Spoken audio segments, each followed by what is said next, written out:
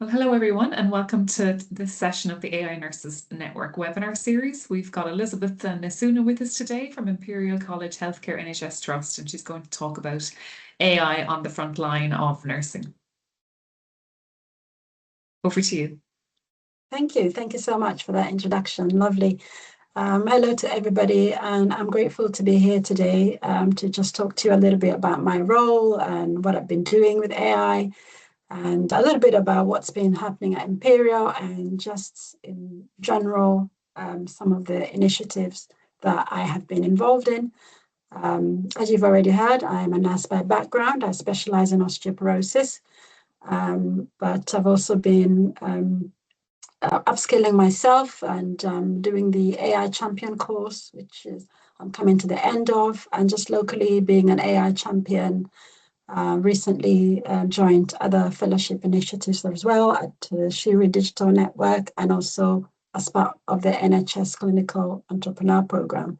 So I hope I'll be able to share what I have been doing with AI to hopefully inspire everybody and to also just spread the word as to what is currently happening.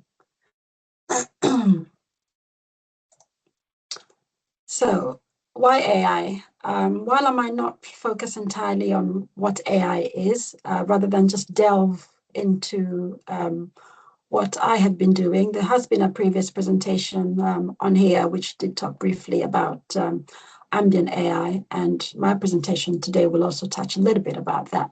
But for me, being a specialist nurse, my typical week, pretty much around 54 patient consultations.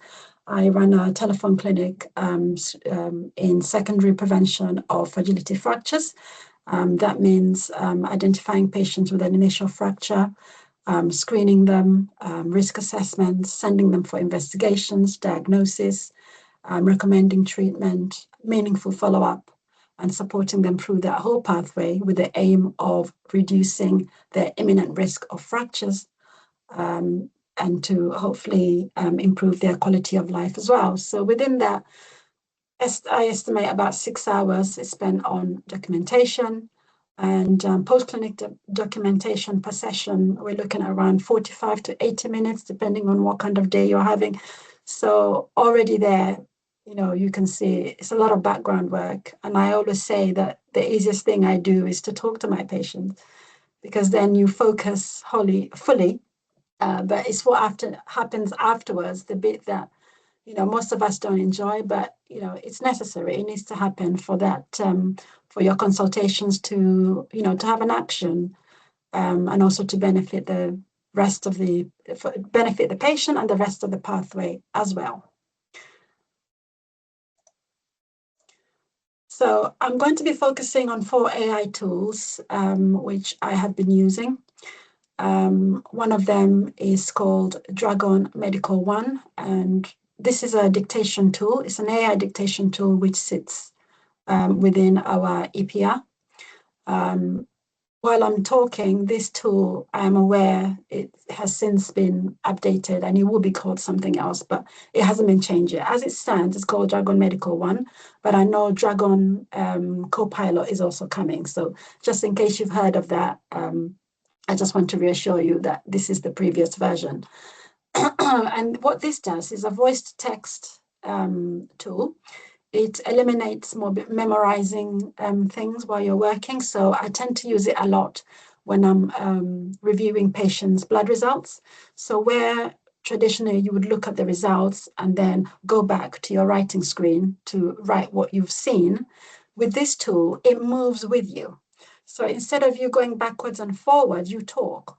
So, for example, you're looking at blood results, you might say, oh, FBC is this, or CRP is that, or adjusted calcium is this.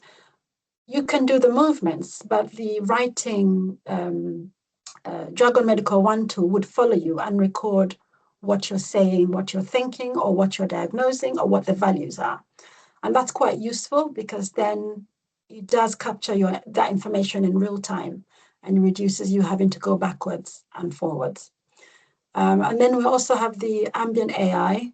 Now, at Imperial, our EPR, electronic patient record, is by a company called Oracle Health. and they provide our EPR, which has their own scribing tool, and it's just called Sana Ambient AI.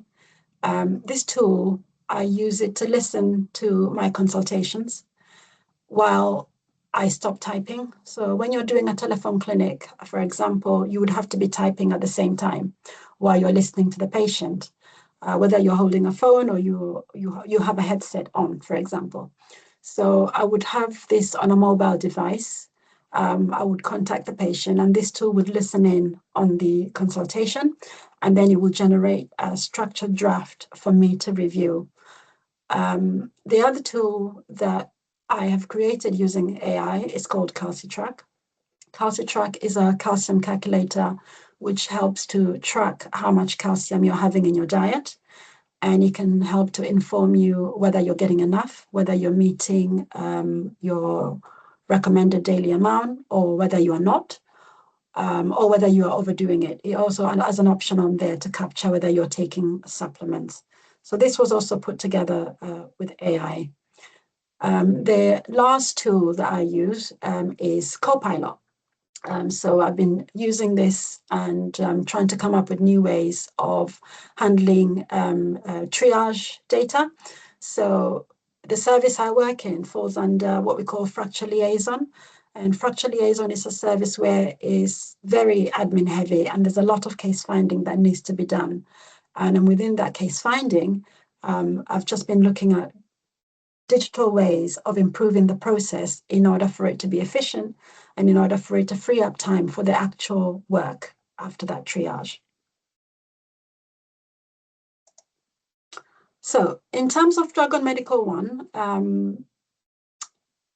the two applications open simultaneously. For example, our platform that we use to view blood results is called ICE, and then the main EPR system is called Sana.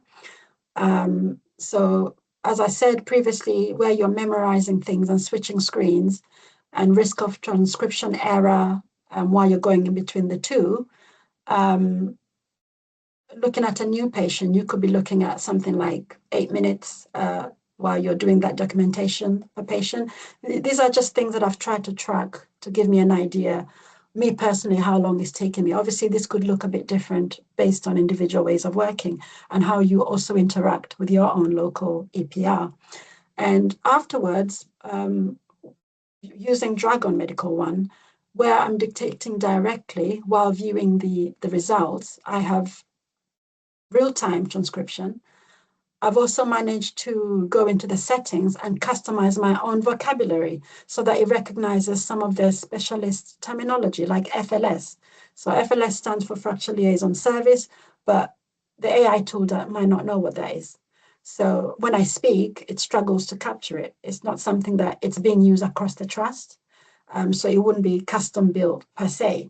But there is a library where you can add information, you can have things that you tend to use for your own specialty.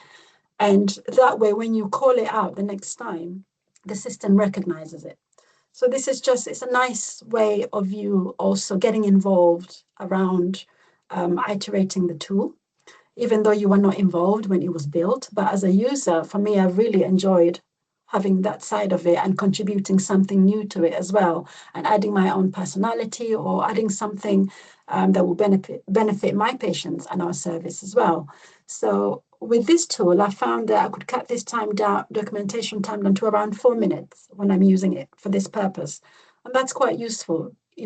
Every minute you save, every second you save in healthcare is really, really useful because, we work in very busy services and our patients are very demanding. So I'm definitely interested in initiatives where I can save time and be there for my patient.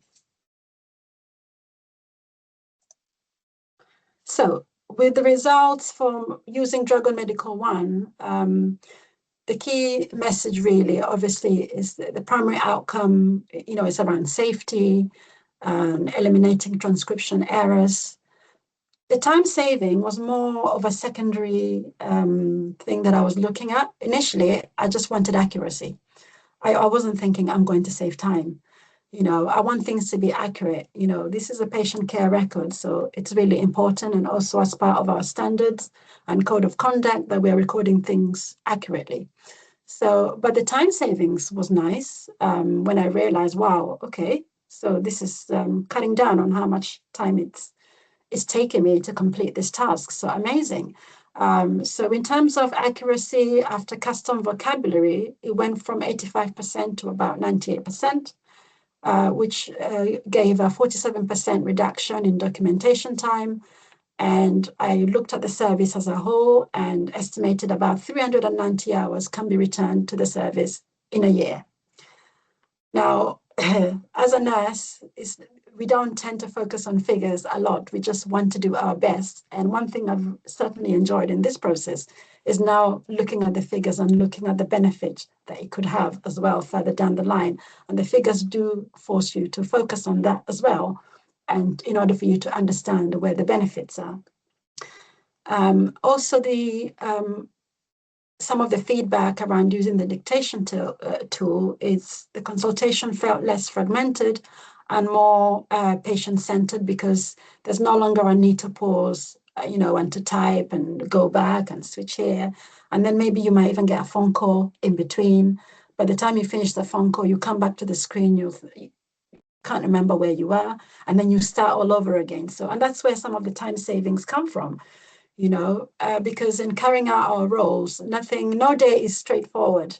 You could have a plan for your clinic and you get extra calls that you didn't plan on, and then you're having to switch from one patient to the next, close things down. And by the time you go back, it takes longer to get started again. So this has been really, really useful. But the one thing to say before I move on as well, obviously, it took clinical domain knowledge in order to add the right custom vocabulary.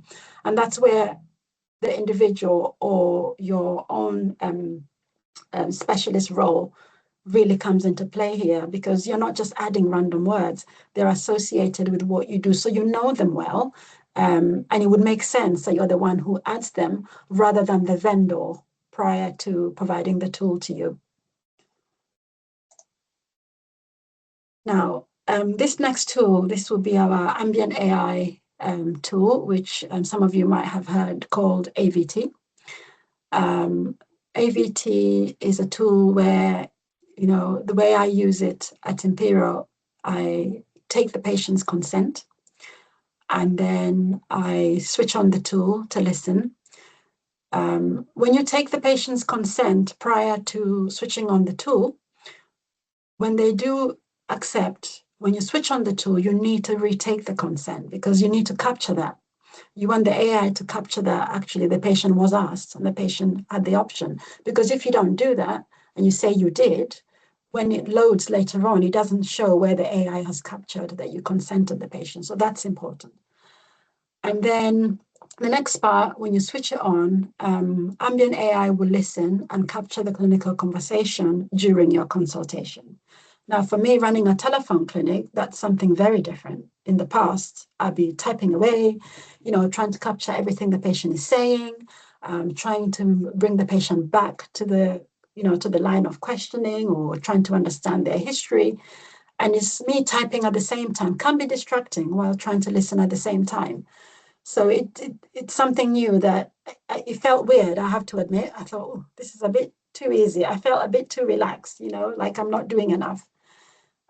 So it will be listening, and then it will draft throughout and generate a structured clinical summary from the conversation. This is all based on the conversation that you're having with your patient. And then after that, it will validate. You have to validate, I beg your pardon. So when it's finished, when you finish your consultation, you will switch it off, and then you will release it into the main APR. When you release it, this is where, again, the human in the loop comes in. So you will have to review it. You can add any edits, anything that you feel does not represent your consultation. It does not represent the patient. It does not represent the accuracy of what it is you're assessing. So for me, I'll be carrying out a fracture risk assessment. and within that, there are important things I need to capture: the patient's risk of history of fractures, maybe their menopause history, maybe their smoking history, alcohol history. So I have to make sure that's been captured accurately. And once I'm happy that that is accurate and it represents what I aimed to achieve with that consultation, then I can release that consultation. So at Imperial, where we have Cerner by Oracle Health, ambient AI is integrated via something called M Pages. With the clinician selecting either, you have an option of things to select for your captured documentation. You can either select a detailed letter or an essential letter rather, sorry. You can select a clinical note as well. So if you weren't going to turn it into a letter, you can save it as a note onto the main EPR. And then we have, so this is the vendor integrated depth that's in daily use today. And that's the workflow that we work with when we release the clinical notes that I have just captured. So the principle of this really, AI prepares, the clinician decides, and then only validated content enters the patient record, and that is the human in the loop. I would say it's also human on the loop, because where you are reviewing it after you've just done it, you want to catch anything that didn't come out quite right. That's you on the loop prior to that being released as well. And this is real, genuine clinical, oversight, not a rubber stamp process. You have to correct terminology. You have to add your own nuance if there was something unique about your patient. This is your time to add that in there and make sure it's captured. You can verify things like medications or doses or, any results that have come through there that you're looking at with your specialist eye and thinking, I don't quite like that. That's your opportunity to change it. And I enjoy that. Some people might find it different, but I still enjoy that element of having to validate that work. Having something right for me is great, but I want to make sure that I'm still involved. If I looked at that note or letter in a week's time, I'm like, oh yes, I remember that patient. So being involved will definitely help with that. So what are the results I captured while using ambient AI at Imperial? The numbers are strong, but again, back to what I said before, it does depend on how people use this tool. And initially, you have to get used to how it works. The first few times you use it, I don't think you need to aim for time savings or anything like that. You need to get a feel of the tool. You need to see, you need to look at the accuracy when it loads. So your goal will not be to save time initially. Your goal is just to get to know the tool, how it works, how it pulls the information across, how your patients are giving consent, and what you're having to do in between that. So, and around consent, I've only ever had one patient say no, and it caught me by surprise because I was so used to the patient saying yes. I was so used to explaining the tool, and all the times the patient, oh yeah, great, oh, aren't you using this already? Patients think we're using all these wonderful digital tools. So when we ask for consent, sometimes they're surprised. So that one time when I received a no, it did throw me a little bit. And I thought, oh, okay, interesting. And slight panic. I thought, oh, right, what do I do now? Because now I need to revert to my old method, like a deer caught in the headlights. I hadn't prepared for that moment at all. But you know what? I remembered I am the specialist. Before this tool, I was doing this job, talking to patients, typing away in the background like it was nothing. So yeah, I carried on. I did my consultation, finished. And then once it was time to do the letter, obviously I had some rough notes, which I had to try and edit to make sure they make sense. But it was really interesting. That is when I realized how useful this is. Because now it really showed me the true picture of the before and after. Because initially, when you first start using, you just think, oh, great, I've left that process. But when you go back on that patient who says no, you really, really recognize the value, and you recognize how much cognition goes into listening, typing, talking to the patient, giving advice, looking at your notes, putting the letter together. And actually, you find that when it's been written for you, you're more likely to be invested and actually, add what's not missing. But if you put it together yourself, it's, you know, you're looking at the time you've already spent, and you just want to capture the key things and quickly turn that into a letter and move on to the next patient. So the value there is the quality as well, but it was quite interesting, and it was important to me that I still had both skills, because any new technology advancements that we want to do, we have to make sure that we take our patients with us. And when some of our patients are not ready, we need to be able to provide that option. Now, in terms of these numbers as well, where others are showing institutional AI roadmaps still rolling out, you're showing what, equivalent vendor integrated ambient AI, obviously at Imperial, is via M pages, but I know in other trusts, they have to do a copy and paste option. So we're really, really lucky at Imperial, and we're forward thinking, having this having this tool that integrates seamlessly. There was also been a study by JAMA, I think it's by Rottenstein et al. In April 2026, actually, this year, across 5 US academic centers, where they looked at about more than 8,000 clinicians and found that AI scribes reduced documentation time by about 16 minutes per 8 scheduled hours. And they describe this as modest, really. So the results that you're looking at here, the 60 to 73% reduction, it does show to be substantially outperforming this, because clinical specialism plus deliberate format selection, the detailed letters that I spoke about and where this loads, that's what really makes a difference as well. And the JAMA reference does give results, these results, external validation as well from the highest impact journal in medicine, that they are also seeing this impact and they're reporting on it as well. Now, the other cherry on the cake for Imperial, I might add, obviously is where it loads. However, we also have an auto system that can send correspondence out to patients within 24 hours. So patients who have or who are on our NHS app or who are on the local hospital, it could be something like Patient Knows Best, for example, is an online platform. As soon as you've submitted their letters online, they can view them on their apps. And within 24 hours of me consulting, doing that letter, my patient has their letter already. They've got links within that for their leaflets. They know exactly what happened. Even though it's a telephone consultation, they're reassured right away that, oh, wow, this actually did happen. This is the outcome. This is the plan. And if you like, there's a real person behind this, because obviously the AI didn't send it on to them by itself. Some human has moved some things around and clicked some buttons, and they've got a letter that they're looking at.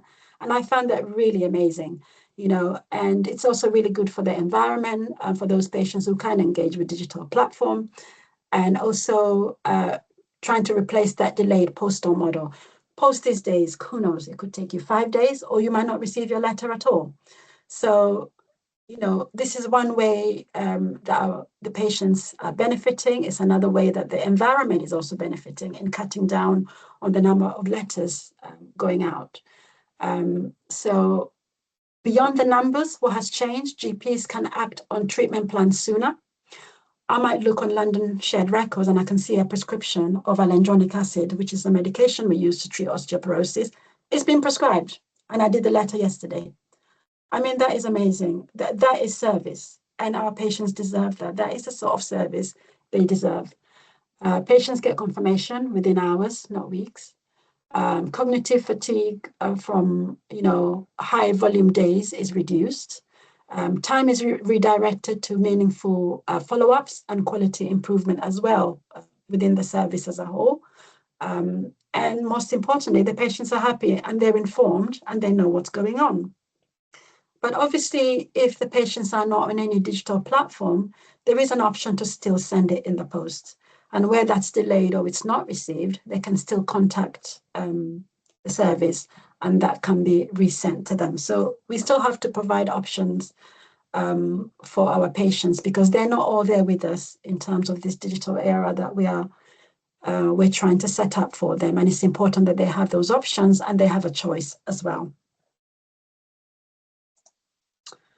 Now, Calcitrack, this is the next tool that I mentioned earlier. Calcitrack is a tool that it's a nurse-led tool. It's a nurse-led innovator story, really. It's just something that one day after clinic, I was lying there, as you do, trying to wind down from a long day in clinic, a busy day. I replayed a familiar pattern, spending consultation time performing manual aggregation of standardized nutrient values. The task wasn't clinically complex as such. It was arithmetic, really, and it's repeated across every appointment, week after week. Whatever service you're at, if you're doing an osteoporosis assessment or a fracture risk assessment, you'll want to know about the patient's diet. And I asked myself, why am I still manually calculating dietary calcium, intake, when the data actually is standardized and the logic is rule-based? And I didn't think of AI right away. I was focusing on the problem. I was trying to find a solution to this problem. I was trying to find a better way of capturing this information that, it was easy at the time, and it felt like it was part of the consultation rather than this extra task that you have to do as part of the assessment. Importantly, I didn't wait for it to be built. I used generative AI, and I started off with ChatGPT, really, for my first prototype, which helped to validate the outputs with my clinical expertise. If you asked me before whether I can code, I would have just looked at you blankly. But I had to go behind the code to correct some of the errors that came up in ChatGPT. I am not a coder. I've never been trained to code. But what I've been trained to do is to be an osteoporosis specialist nurse. What I know well is what food you need to have calcium. What I know well is the amount of calcium you need in your AI does not know that. So, of course, I'm the right coder for this task, even though, traditionally I am not. But for this particular task, the nurse wins, and that's really great. So the tool uses something called COFID. COFID is a UK government food composition data, and it tells you what sort of foods constitute, you can find in calcium, or food you can find in vitamin D. It's standardized from that database, really. So it makes sense to use that because it's standardized and it's validated as well. And most importantly, in creating the tool, it doesn't capture any patient-sensitive information. That's the P11 there, which means that, patients cannot be identified with their NHS numbers or their name or date of birth. And it runs, entirely client side as well. The tool is also dual mode, where it has a patient self-use and also a clinician interface as well. So it's been built to automatically load on the patient side. So that way the patients don't have to toggle that button, but the clinicians can. It's also tried to be culturally inclusive. Some of the foods in there, for example, if you've heard of a vegetable called okra, it's not something some people may have heard of, but it's a vegetable that's enjoyed by other cultures. So it was important to add that in there as well. So the food list has been expanded to try to cater for diverse populations. And also, the way it's built, it has a gap analysis section where it identifies your dietary shortfalls, like a shopping list, if you like when you go shopping and you have your list and you think, oh, hang on, right, I've got that, and you tick that off, or you think, oh, I'm missing that. So you can look at that and try to consider it as part of your diet. So before I show you what Calcitrack looks like, I just tried to run some numbers. Now, I know I said it does not capture any patient information. However, what it does capture some very simple analytics that our web team can provide whenever I need to look at that, to just give me an idea how many people are using it as a rough idea. So far, what we managed to capture. So the tool, I started building it around August, September, October, and then I had to put it through governance within the trust in order for it to have a staging area. And once it was approved from the data team, from the governance team, then a staging area was created in order for me to showcase it to the rest of the organization and get feedback and continue to shape the tool to make sure that it's working. So when I took this snapshot, it was around February.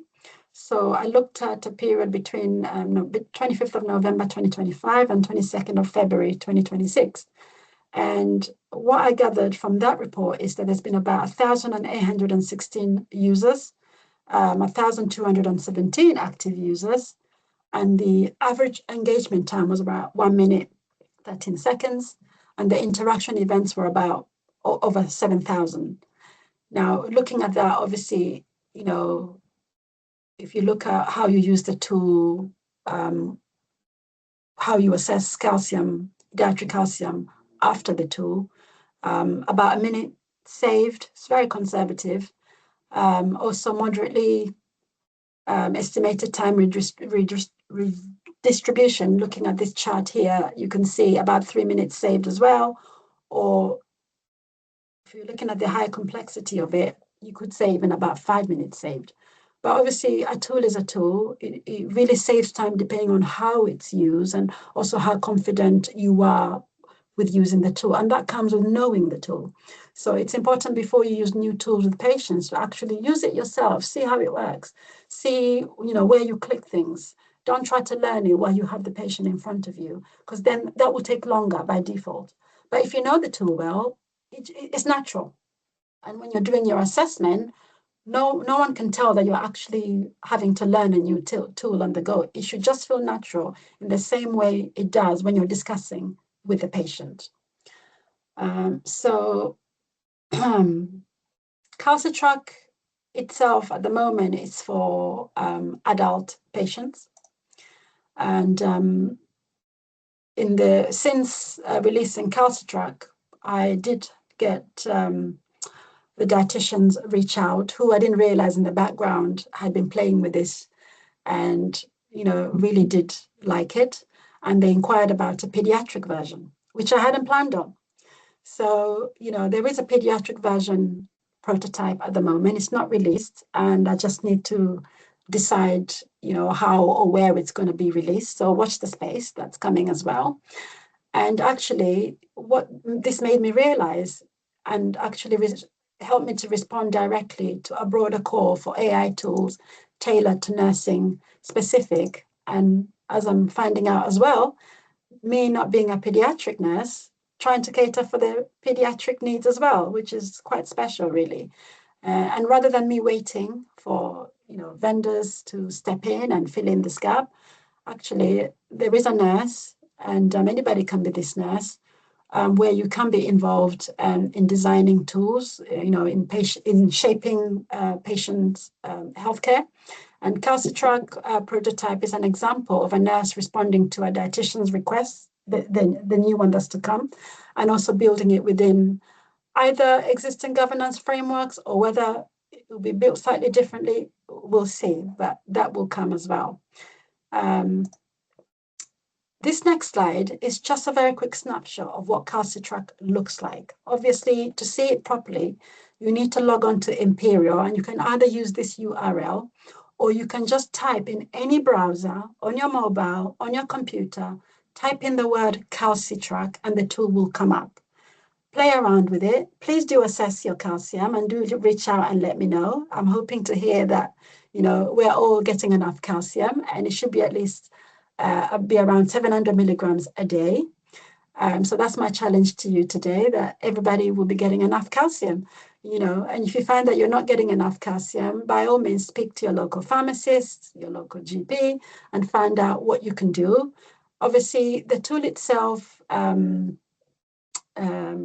it follows a dietary first approach. It's a dual tool, like I told you before, self-use and clinician mode. And it reflects the workflow insight that the tool serves both the patient education and clinician efficiency in the same interface, which is something really interesting and something really exciting at the same time. There is another tool that exists. I think it's by Sheffield University, and it's a simple tool. It can also calculate calcium, but it's very different from mine. It captures the information and it tells you how much you're getting, but it's not as interactive as CalciTrack. So that's the difference that I've tried to provide with this. And the patients expect it. They're on their phones, they're downloading different apps, they're adding their information on there. So they want things that they can interact with. After your consultation, this leaves them with something to look at. And the next time you talk to your patient, they can feedback. They can say, hey, guess what?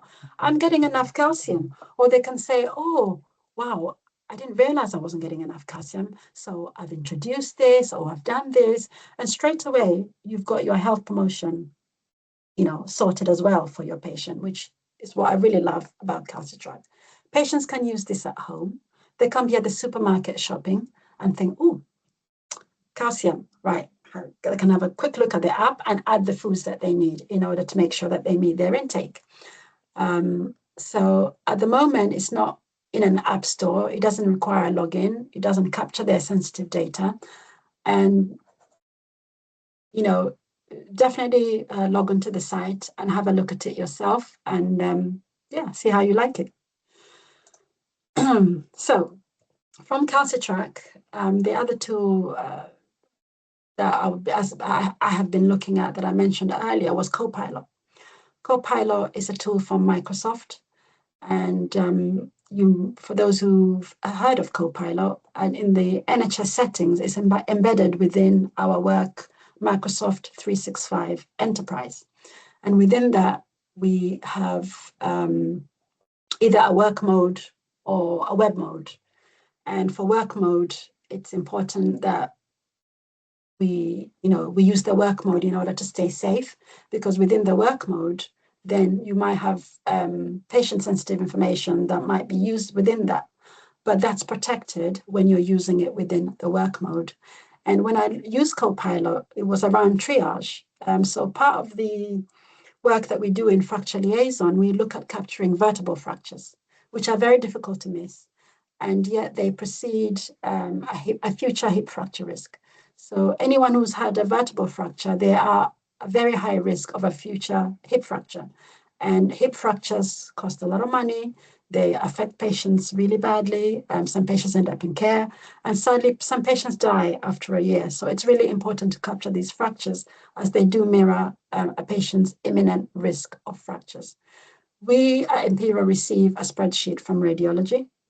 This is a spreadsheet that could have thousands of names, and you have to look through each entry to try to identify your true fractures.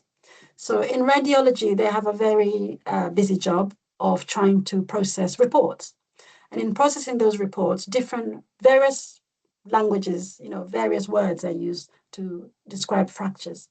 You can have concavity, you can have wedge, you can have compression, you can have all sorts of, you can have height loss, and you're thinking height loss, what does that mean? Is there a fracture? Isn't there a fracture? So you have to take all those things into consideration.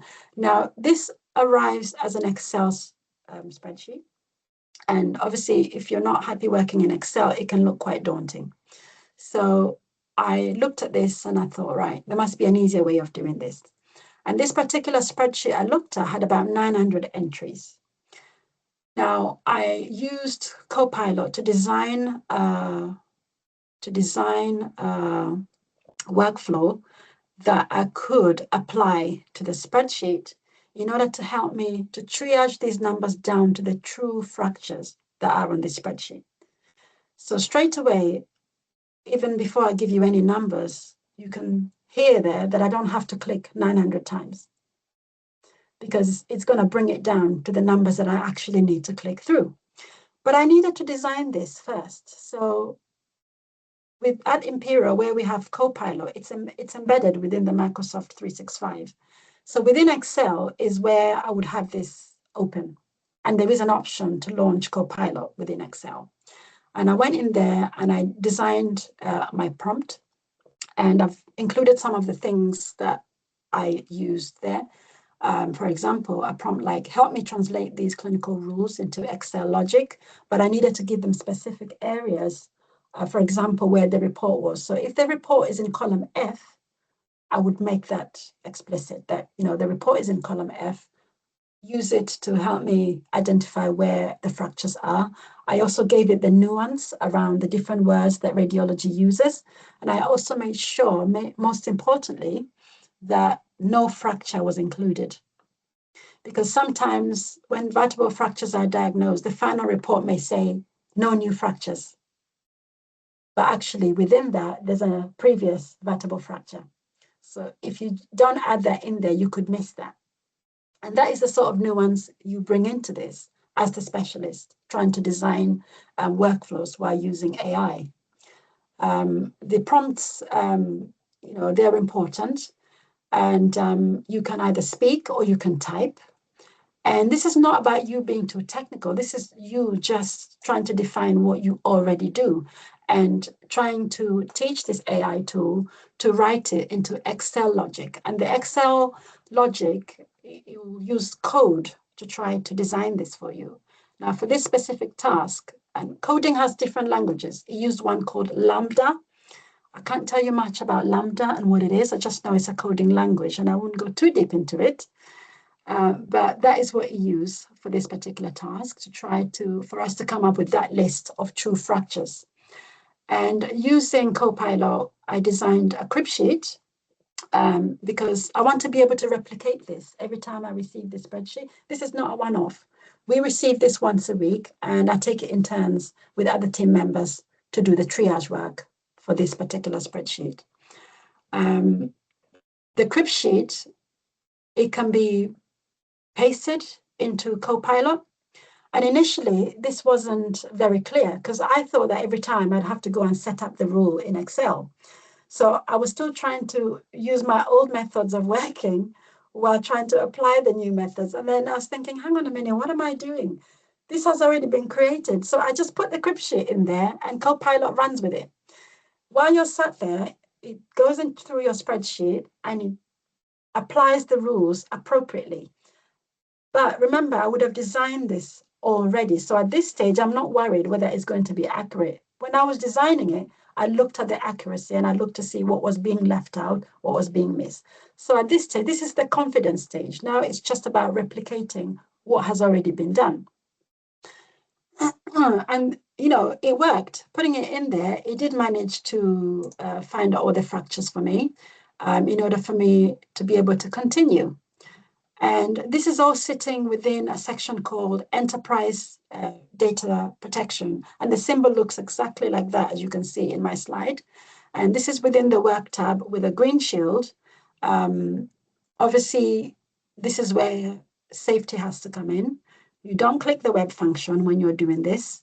You have to stay within the work mode because the work mode is where your governance and where the safety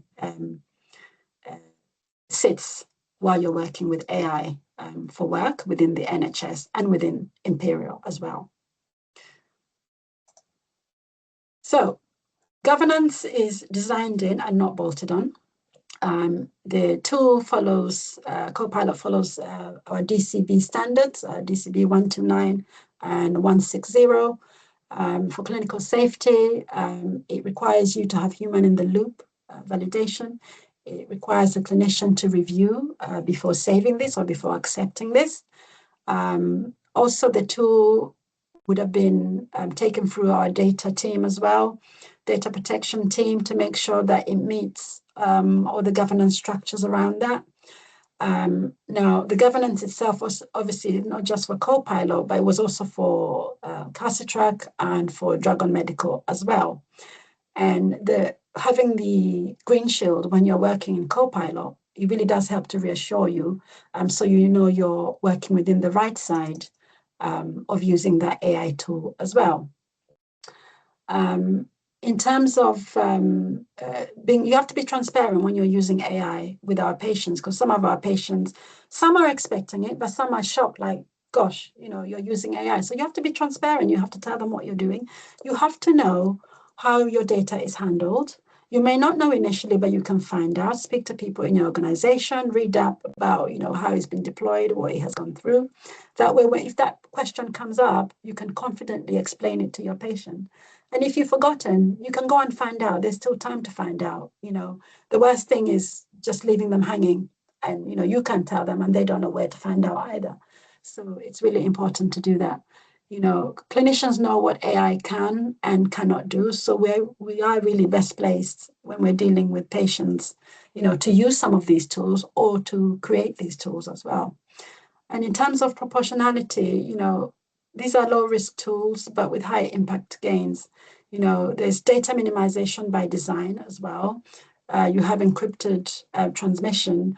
And this is just a way of helping you. For example, if you're working within our API, if you're using an AI tool, it keeps you you stay within the same section of the patient rather than coming out or having 10 patients open, for example. And that really does help to keep patients' data safe. Nurses can lead AI adoption safely, because the governance framework is there and we can contribute to this. And where we see that things, don't look quite right or there's an issue with it, we can also be the bridge. I like to look at it as the bridge, between care, and AI. We are that bridge, and we can make sure that things are designed safely and they are appropriate for use as well. So this slide here is just looking at the combined impact for all the tools I've been looking at. From the co-pilot triage, the 742 hours figure. Co-pilot adds a different kind of value, really, efficiency in case finding rather than time savings per se. But of course, the time savings are there. If it's taken me longer, if it's taken me 4 hours before to look at this, before I've even started to do the work, I could do that all in 1 hour, and I know my true fracture that I need to work with. With Dragon Medical, 390 hours can be returned and transcription errors eliminated, especially if you design your library. Team-wide, for our team, for example, the specialist nurses, about 3 nurses. But if you were to amplify those numbers and look at nursing as a profession, I think I'll leave that thought with you. We could achieve a lot with this.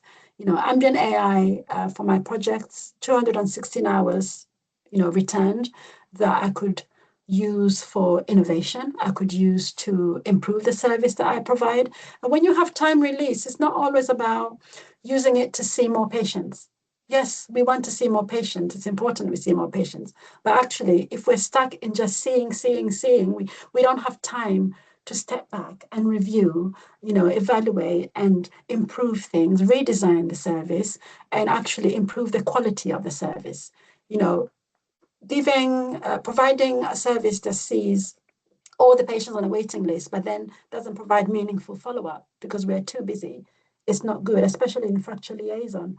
We have to follow national KPIs. For example, identification, within 12 to 16 weeks, I have to make sure I have identified the patient, I have screened them, I have diagnosed them, they have been for a DEXA scan, and they have started their treatment.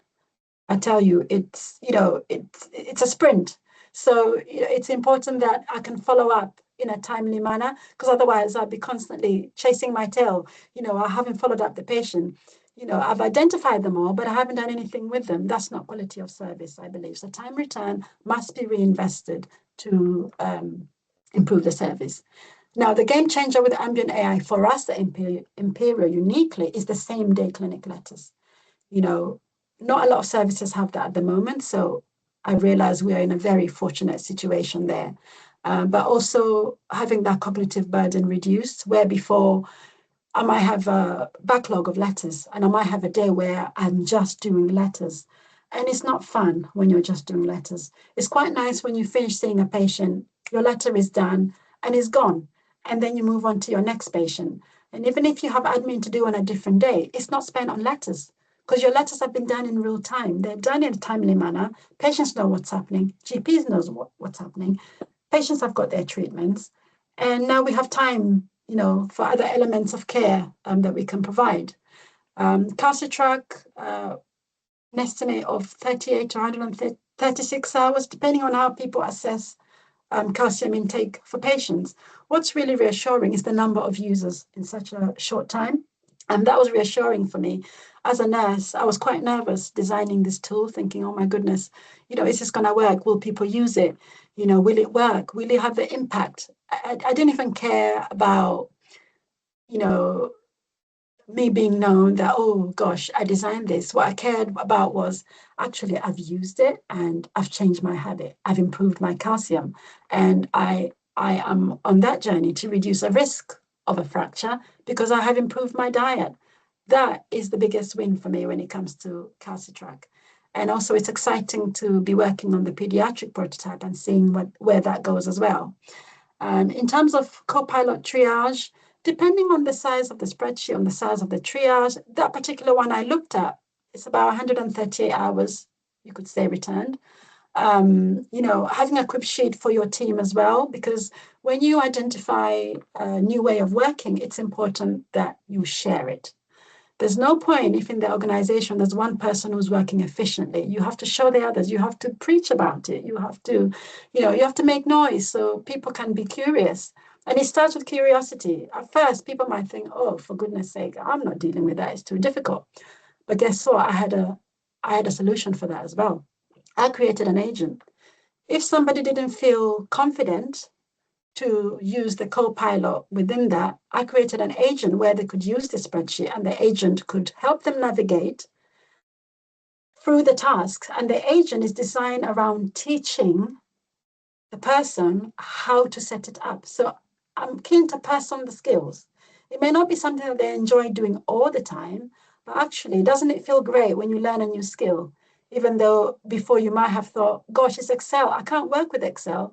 But here you are with AI and with a bit of learning where you don't have to book a training session. You don't have to take out extra time to do this training. It's right there, and the agent can do that with you. That, I've really enjoyed having to set that up for my fellow colleagues or to share with the organization as well. So what have I learned? I've learned a lot. So let's try and narrow it down. AI tools rarely work out of the box. It's not like a new box comes through the post, you open it, it's nice and shiny, you plug it in and it works. No. So at first it looks like, oh my God, I have to work through this. No, I haven't got time for this. Let me just use my old method because you can stick to the safety of what you know. You know it well, you've done it for years. And then you're given a new tool and it feels like you have to start again. I'm a bit mad in that for me, I've always wanted this sort of level of technology within the NHS. And when I came to work within the NHS, I had to sort of park this side of me for a while because I realized I wasn't compatible with the systems available. In the past 1 to 2 years, I've been like, oh, hallelujah, amen. Finally, we're compatible. I'm definitely staying in the NHS because now I can really work in a way that suits my personality and it suits my skills as well. So, AI tools don't work straight out the box. Dragon needed, 85% and 98% custom vocabulary in order for it to work to my unique way of working and capturing information. And it was my clinical knowledge that made it safe and not the technology alone. The other thing I've learned is that the value isn't automation, it's time redistribution. Every minute saved on admin is returned to counseling, is returned to education, and also shared decision making between you and the patient. It's really important, when you make a diagnosis and when you recommend a treatment, that actually the patient is part of the process. It's not good to say, you've got this, well, this is what you need to take, just go and take it. No. And I remember a patient once saying, you're the specialist, just tell me what I need to do and I'll do it. And I was like, well, no, this is my specialist diagnosis. However, what I need to understand from you is how this affects you going forward. Does a medication route suit your lifestyle? Does it suit your beliefs? Do you understand the risks of taking it and the risks of not taking it? And really taking my time with the patient to explain that. And then by the end of the consultation, them going, oh, it's great. I can see we need to do X. Now you have the patient on board. you don't want to decide for the patient. You want the patient to decide with you, even though you are the specialist. They're making an informed consent and they feel that somebody is there with them rather than them going home thinking, oh my God, I've got this big decision to make. There are all these side effects. I don't know what I'm going to do. But hey, my specialist knows about it. I understand what the risks are and I know they're there if I have any queries. The other thing has been around, governance isn't a barrier at all. It's a design tool. So we have standards in place to try to shape how, the digital tools that are introduced within the NHS, the consent processes, these shaped better and safer tools, not obstacles, to try to stop you from doing things. Prior to releasing Calcitrack, I didn't know anything about our new apps committee at Imperial. I didn't know that you had to submit a query online, telling them what you want to do, why you want to do it, whether your clinical lead was on board, what it is that you're purporting. Is it safe? Is it? So the first time I did it, I was really nervous. I was like, oh my goodness, this is not going to go through. I'm mad. I am just a nurse. How can I be releasing this? But, I sent through the requests and then I got to know my stakeholders. I emailed them separately, to give them a bit more information about what Calcitrack was and what the drive is behind Calcitrack and, what the patients are going to gain from it. And that was nerve-wracking, because these are people who are directors, some of them are professors, and you just feel nervous throughout the whole thing. But it really did improve my relationship with the rest of the organization. And I got to know what the governance structures are, so it made the journey, yes, nerve-wracking, but exciting at the same time. Nurses can build, not just adopt. That's the other lesson I have learned. We can build things. We already have years and years of knowledge that we use every day.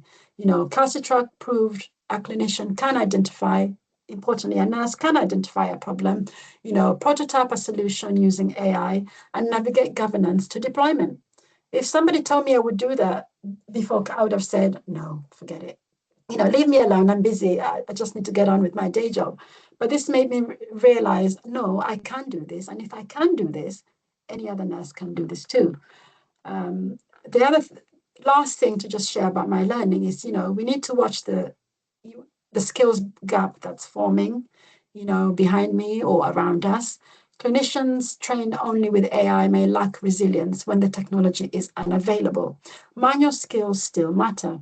I explained the scenario where my patient didn't consent. I needed to revert to a manual process of doing that consultation. Now, if I had lost my skills, that would have been a moment where, oh my goodness, gosh, I need to reskill again. But what I actually found is that I'm now having to be this unique nurse that can go in between the two. I'm using AI, great, we're in agreement. Actually, no, this patient doesn't want me to use AI. That's fine. I revert to my old method. The skills are still there, they haven't gone. I've got a good background of nursing behind me, and that doesn't disappear because I've used AI. However, with new nurses coming up, that is where, their training or their mentoring will have to look a little bit different in order to help them learn the baseline and background skills that they need to build up their specialty before they can interact with AI tools. So if you're thinking about AI in your practice, the one thing I'll really, really encourage is starting with the task and not the technology. Nobody can build a tool that's ready to address your needs or the pinch points, within the care that you give. You are best placed to know what the pinch points are. And it's a very simple thing of thinking, right, what frustrates me on a day-to-day? And you start from there. Is it documentation? Is it equipment? Is it something that you have to do within your EPR that takes too long? I've discovered things like extra things added, and I'm like, what? Why is this here? Who approved this? So I'll quickly email where it's been changed and say, hey, are you aware that this is loading up like this? So I've had to really get involved in terms of the systems that we have available to us and also give feedback. But I didn't wait for somebody to ask me. I've just started being curious. Why is this here? What is its function? Is it of benefit or is it adding friction? And if it's adding friction to me, 9 times out of 10, another colleague is feeling the same way. So we need to report when the technology around us is not working. So start with a task. What takes too long? What's repetitive? What's error prone? If the inputs are structured and the logic is rule based, AI can probably help because that's where AI is really good at with its probabilistic skills. Your clinical knowledge is the safety net. AI outputs are only as safe as the clinician reviewing them. You bring your domain expertise that no algorithm has. That's not a weakness, it's the governance model. You have that knowledge. AI doesn't just on its own, see your patient. It doesn't solve all the problems, but you use it to help you work efficiently so that you're released to really carry out those human tasks in the best way possible, and also in a way that it looks after your health and well-being. You need to navigate governance early, not later. If you're building something, get to know your stakeholders. Don't be scared. I have discovered they're very friendly people. They want to hear from you. They want you to email. They want you to Teams them. They want you to, they're even free for meetings. Say, hey, I'm interested in your role. What do you do? They'll be more than happy to meet with you. They're not scary people. I have found that they're very, very friendly. So please do reach out. Look through your internet pages, find out what those structures are, what their names are. If you see them in meetings, do approach them. They may not know who you are straight away, but you introduce yourself to them and get that relationship going early on. So my last slide here, you might be glad to know, AI doesn't replace the nurse. It never will. AI gives us back the time for the work that only a nurse can do. And that is really, really important. Nursing is a special profession. And for me personally, my nursing journey was inspired earlier on by working for the King's Fund. You might have heard for the King's Fund, which does publications for the NHS. And I used to, as part of my admin role there, contact all the NHS organizations, asking them to update their information for our yearly president lecture at St. James Palace with the then Prince Charles. And, after working there for a while, I was like, okay, you know what? I have a higher calling and I wasn't quite sure what I wanted to do. So I went and I worked. Then it wasn't called Imperial. It was just Hammersmith and Charing Cross hospitals. And that's how I started my journey. I was actually going to become a midwife. But because I was itching to start my training, the nursing training post came up first. So out of boredom, I was like, no, I'm going to do that. I'll do the midwifery later. And you know what? I've never left since. I am still a nurse and I'm very proud to be a nurse. Thank you very much for your attention. I hope you enjoyed that presentation. I hope I've inspired you to look at new ways of working. Don't be scared of the word digital. Don't be scared of AI. It's just about learning what it is, what it does, how you can use it safely. Start small. Everybody is on a journey and they're somewhere very different. And the landscape is changing second by second. While you're learning one tool, a new tool has been released. Don't worry about that. Just start where you are and then try to understand, how you work, what the pinch points are, and see what you can improve from there. Thank you very much. Oh, that's great, Elizabeth. Thanks so much. That's a really interesting presentation. You're obviously very busy in your trust. You Oh kind my of God. talked a little bit about your early career, just right at the end, which is great. I was wondering, how did you sort of get into AI? Was it just your own curiosity that you mentioned? Oh my goodness. So one was curiosity, and two, Imperial launched an apprenticeship course called AI Champion. And I saw it and I thought, oh, that's interesting. I wonder what that's about. So I looked into it. And I've previously done apprenticeships even before working in the NHS. So I know the value of apprenticeships. And I know that for a busy clinician like myself, it can help you to take on more training while you do your regular job and while I also do my home job where I'm a mother. So I applied through the apprenticeship scheme. I had no dreams of what I was going to do with this course. I didn't even understand how it was going to help me in my role. I really didn't. Apart from personally using ChatGPT on my own, I had no clue, no plan. So I just joined the course. And in joining the course, is when I became more curious about what was happening with AI. And I felt overwhelmed at first because I realized within the trust, there's so many tools, there were so many AI initiatives, and I felt sad. I thought, oh, well, I've missed the boat, haven't I? It's all been done. What's there to learn? What could I possibly contribute? I was like, anyway, it doesn't matter. I'll carry on the course and I'll see where it takes me. So as I advanced along the course is how I started to come up with the projects that I would look at. And even though the projects are not brand new, it was just looking at what's available, what does it do, how does it benefit me? Where does my role sit in this organization? So those are things that came afterwards, really. I wasn't this AI enthusiast just waiting to break out. I was also just learning on the go. Great. Yeah, and on that point, actually, do you have any advice maybe for nurses who want to try out a little bit of AI and get involved with stuff happening in their local area? Yeah, no, definitely. First place, look on your trust intranet. Now, if your intranet is a bit like ours, it can be a bit overwhelming. You don't know where to begin. So you can type in, you can even put in AI. If you put that in, you will see what is happening within your trust. Obviously, depending on where the trust is located, it may be that not a lot of initiatives are going on in your trust, and that's okay. Work with what's there, and then you can start having conversations with your digital teams. In every trust, there is a digital team of some sort, even though their role might not explicitly say that, there is somebody. Find out who that person is, talk to them and say, hey, what's happening in the trust? What are we doing?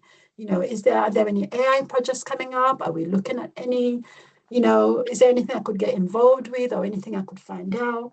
So that's the best place to start, really.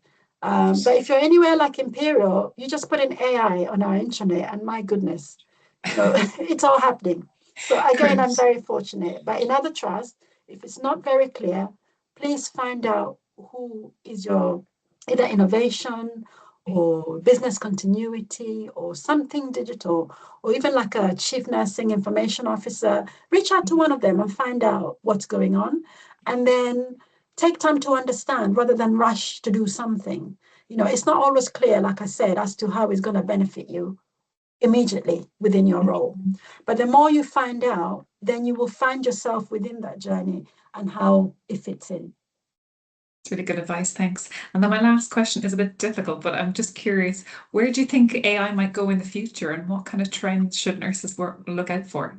Oh my God. I think that's a very interesting question indeed. In my head, sometimes I can even see some sort of a robot assisting nurses, even on the wards. And while that might sound scary, actually, it might be a good thing. It doesn't mean that it will be left to its own devices. It just means we could have. Can you imagine? I can imagine moments where I've been working on a dementia ward, and I need about 20 hands to feed all the patients at lunchtime. And my goodness, if I had that extra hand, that robot that could help me feed these patients, that's not a bad thing. Obviously, we had to put it through some safety things to make sure it would be safe to work around patients. And I think one of the conferences this year, I can't remember which one, they did have an AI robot walking around, which was great. And so I think with nurses, we will be there, but our task will look a bit different. And nowadays, bedside nursing is very different. There are lots of things you have to log by the bedside. And then you also have to go back and sit in front of a computer and log them from memory. I went to visit a ward just recently and I was looking for a patient.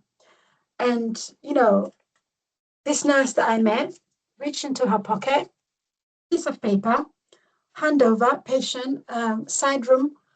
And I was taken aback because I had forgotten that. As I'm not working on the wards anymore, I was thinking, oh, yeah, of course, we have all this technology. Nurses don't need to walk around with pieces of paper. But this piece of paper came out. And it's like I'd gone back 20 years within just that snapshot. And it made me think, I thought, wow, ambient AI could really play a role there on the wards. You could be a nurse, this futuristic nurse wearing a headset. And, it just helps to limit what you're capturing within your background. Along comes Liz looking for a patient. And, you know, you could speak this, you're able to give information without having to reach into the hand of your pocket. You could have, because you might have a pad with you, it's a screen where you can just say, oh yes, that patient is in this bay, or they're in, D or somewhere, wherever your spaces are called. And you can say that, and it's not a piece of paper. It's not a piece of paper that's going to get lost.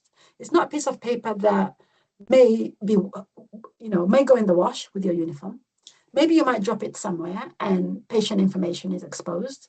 So, I am a bit ambitious like that. I can really see that happening where we're heading.